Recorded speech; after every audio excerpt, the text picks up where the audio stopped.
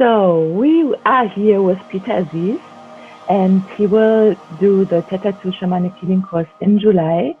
And now we are asking him, what is the Tethatu course about?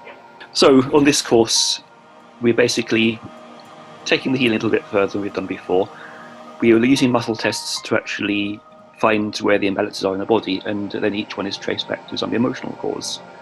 So by the muscle test, we can actually find what's gone wrong in a person's life, what emotions are stored there, and when. And then we can use regression to go directly to those points and release the cause of it. So we're going to be working with a regression, emotional release, and using the runes to help transformation. So when you hit a deep emotional issue, you have a way of resolving it, changing for better, and actually re-embracing one's power. Mm-hmm. So the runes actually used an integral part of this, because once you find a problem, what's gone wrong in your life, the runes have the key to actually turning you back to your own inner magic and coming back to your power to resolve what went wrong. So it's basically using runes, muscle tests, regression, as well as working with the tree spirits and cutting wands where the tree spirits come with us and help us in that healing. Usually the whole course, if you do a complete one, is a series of 10 weekends spread over the year. What is the shamanic tradition of the Tethatu, and what does Tethatu mean? Tethatu is actually the word in the Faery language, which means the path of walking with dragons. And it's a big part of this work that the dragon is our main ally, is a very powerful being, very highly conscious, enlightened being, and that's our main guide. So it's actually coming from my grandmother's family from Hungary, so it's not a very well-known tradition, but it is a very old one. It has its roots in Egypt as well. The ancient Egyptian dragon cult, at one time when they left Egypt, they formed the royal court of dragons in Hungary, and this is where the lineage, the tradition has come through. So it has its roots in Egypt, but it follows this dragon line.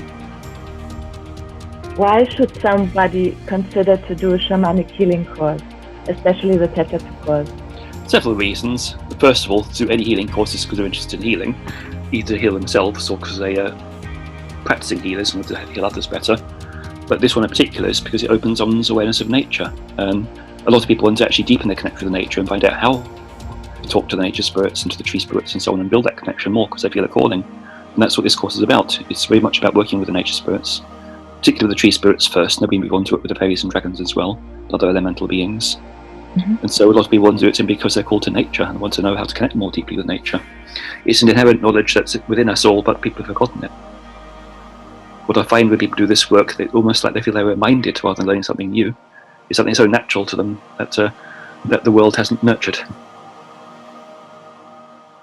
So people come to this because they want to follow that connection to nature, deepen it, and do what they know fulfill what they know is inside themselves. What are the prerequisites for this course? Can everybody do this course? Can everybody be a shaman? What does it mean to be a shaman? Shaman means you're ready to work between the worlds and work with the spirit world. Anybody who has a calling can get there. Obviously it's easier for some people than others, but if your heart is calling you, then it's time to listen to that call. There are no prerequisites to growth. Everybody can grow. So if your heart's called, go for it. And there's different stages in a way of different reasons people do this course. Some people just want to come and heal themselves or learn to be a better healer. To follow the full path of a shaman is a lot more involved, is a lifelong dedication. Anybody could do it if they feel called, but you would have to have a strong calling to commit yourself that much. What's the relevance of magic in our life? Well, magic is based on the idea that we create our own reality. The quality of our thoughts and our feelings are able to create everything around us, so that we are the masters of our destiny. Therefore, we can't really be whole without embracing that, as it's an integral part of ourselves, part of our spirituality. A lot of healing courses try and leave magic out, but it's like you can't be whole without it. Because at some point you have to realise that everything around you is your creation. If you're not responsible for that creation, then how can you actually be fully whole? How can you actually create the life you want without owning your responsibility? A lot of people have various tools to try and improve your reality and try and keep magic out of it, but the very root of it when you look at it is that you create your own reality. If you're acting from your heart and your higher consciousness and realise that you can change anything starting from within, then that's magic. So really, it's like you can't leave magic out of healing. Without magic, it's not complete. You see, there are many lessons we have along the way when we're healing, and people often find things like hopelessness, things they can't do, and quite often the only answer is in magic.